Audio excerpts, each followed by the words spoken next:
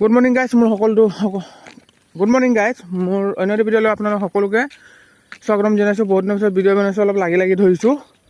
যদি মোৰ কিবা ভুল হয় মোক ক্ষমা কৰিব।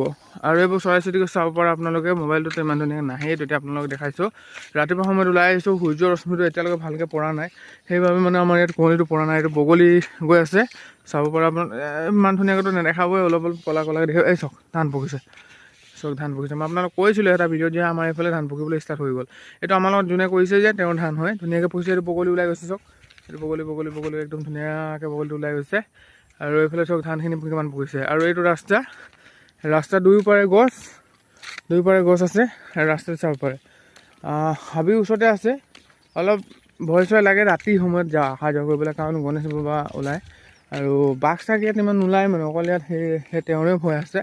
আৰু এইটো ৰাস্তা, এইটো চাব পাৰে। এতিয়া কুঁৱলীটো একদম ডাঠ হোৱাই নাই, মানে অলপো কুঁৱলী ডাঠ হোৱা নাই। অলপ পিছত যেতিয়া সূৰ্যৰ ৰশ্মি ওলাব, তেতিয়া মানে কুঁৱলীটো একদম ডাঠ হৈ যাব। ডাঠ মানে কুঁৱলী এতিয়া দেখিয়ে পোৱা নাই আমি, ক'ব পাৰিব আপুনি। সূৰ্যৰ ৰশ্মিটো ওলোৱা নাই এতিয়ালৈকে, ৰঙা হৈছে, ওলাব লাহেকৈ। ডাৱৰীয়া আজি বতৰটো ক'ব নোৱাৰিছোঁ মানে যে ৰ'দটো কেতিয়া ওলাব। তাৰপিছত এইটো দলংখন, আগতে আমি দৌৰিবলৈ আহিলে এইডোখৰতে বহি লওঁ, মানে সেই ঘৰৰ পৰা দৌৰি আহোঁ, ইয়াত ৰেষ্ট কৰোঁ আহি কিনে। মানে ৰেষ্ট মানে কি, অলপ হৈ যাওঁ ন, পানী চানী খাওঁ এনেকৈ।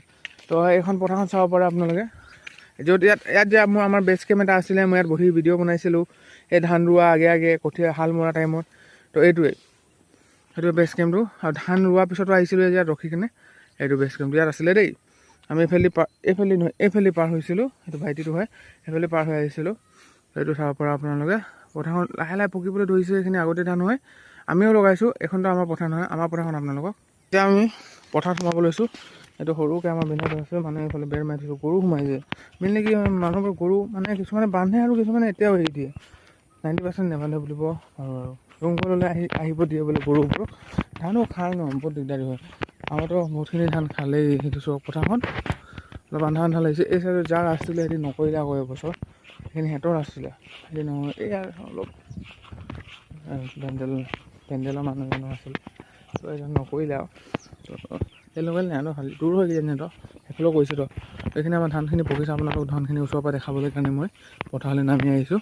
কিন্তু চাব পাৰে আপোনালোকে, ধানখিনি পকিছে। আৰু এইখিনি জহা ধান দেই, জহা ধান, ক'লা ধান।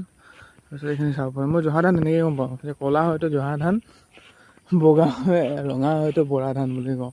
আৰু এইখিনি চাব পাৰে পকিছে। আৰু অলপ পকিলে মানে আমি কাটিম বুলি ভাবিছোঁ, কেলৈ কি আধা কেঁচাকৈতো কাটিব নোৱাৰি ন, কিছুমান ওলাইছে সেইখিনি পকিলেই বুলিব।